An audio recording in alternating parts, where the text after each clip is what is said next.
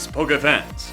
Michael here. Today is America Day! And the land of the free. Today is July 4th, America's Independence Day. Also known as the anniversary of the creation of the greatest country in the world. Well, unless you're talking about education or healthcare, but we're doing better on gay marriage, so that's a plus. Now, I know not all of you guys are from America, but since I've lived here my whole life and this will be the only time July 4th is on a Saturday for a while, I really wanted to do a July 4th special. And since countless people have done videos on Braviary for July 4th, I wanted to do one on the Pokemon world's equivalent of the United States. Unova. You know, Unova. United States of America. I actually learned that fact from the Dex's video on Vanilluxe, so I can't take credit for discovering it, but it's really cool, right? So in this video, I'm going to talk about many of the similarities between Unova and America, from design to Pokemon to culture to whatever else I come up with. First, let's start with design. Unova's landmass is based off New York City and parts of New Jersey. Castelia City is based off Lower Manhattan, the business center of the city. The Entralink is Central Park, the Battle Subway is New York City subway system, the Sky Arrow Bridge is the Brooklyn Bridge, Opelousas is Harlem, and Humalau is Long Island. Liberty Garden, where you catch Victini, is based on Liberty Island, where the Statue of Liberty is. And it's a theory that the Desert Resort is Ground Zero, where the 9/11 attacks occurred. But I discussed that more in an earlier video. There's a long list of many of Unova's cities and landmarks and their New York counterparts that I linked to down in the description below. There are aspects of Unova's design that aren't based on New York though.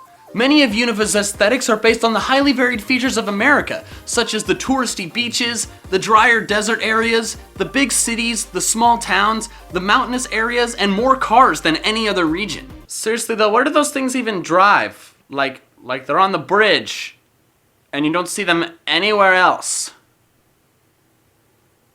WTF.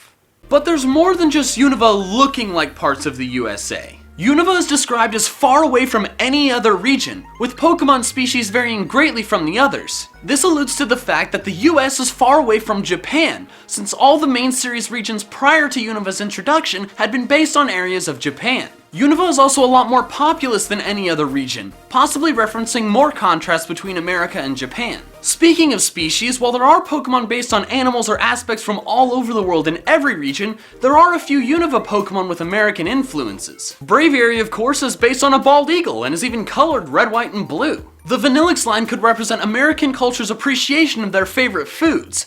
The Dex discusses this more in their Vanilluxe video. Some other Pokemon that are based on concepts that could be considered American but aren't exclusively so are the Conkeldurr line representing America's ever-growing infrastructure and metropolises, the Unpheasant line representing the pigeons found in almost every big American city, and the Klinklang line representing the prominent industry and technology in the US. And of course there's Butter Freedom! Unova's culture is also a lot like the USA's. It's seen as kind of a melting pot, being full of people from all different backgrounds and cultures. There's a lot of NPCs in the games that speak other languages, so that gives you an idea of just how diverse the region is. The Unity Tower, something that I didn't actually know existed until I researched for this video, promotes this multicultural idea as well, being an in-game representation for the United Nations. It's also the only main series region with big sports stadiums in it, ones not built solely for Pokemon battling.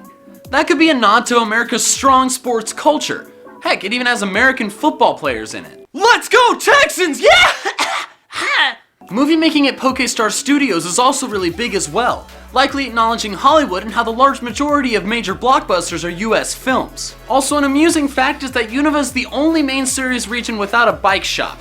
This could be teasing America for being far less bike friendly in general compared to a lot of other countries. Unova is also a lot more industrial than a lot of other regions, with things like the cold storage, the cargo planes, the Verbank complex, the bustling harbor of Castelia, and the mining industry Clay is in charge of. This is parallel to the US's economy and growth being largely fueled by industry over the years. Speaking of Clay, there's even a few prominent figures in Unova that could represent American concepts or even stereotypes. Clay represents the classic Southern businessman. Making a lot of money in a cowboy hat is something you don't really see outside the US. Bird could represent the prevalent graffiti art culture in a lot of major American cities.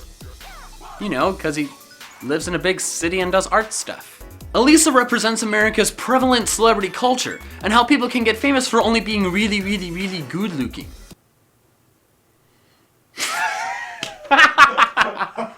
Drayden could be seen as prominent American politicians, because he's the mayor and is an old white guy in a suit.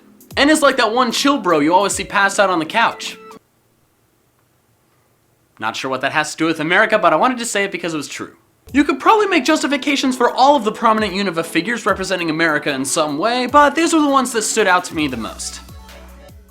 So there we have it. Unova truly is a modified, virtual representation of the United States. So, happy Unova Independence Day! I wonder who they won their independence from. Well, whoever it was, Carlos must have helped them out. Also, be sure to check out the Dex's video on Vanilluxe that I mentioned earlier. Their video gave me a few ideas for this one, and they also make a lot of other cool stuff that you should definitely check out. I'll post links in the description and at the end of this video. I think it'd be fun to guest star in one of their videos someday. What did you think of this video? What's your favorite aspect of Unova? Were there any USA Unova connections that I missed? Let me know in the comments below! And if you liked this video, hit like and subscribe if you haven't. Alright, that's all I have for now, so happy July 4th, and until next time, Poke fans. Gotta catch them all! Everybody wants to get down.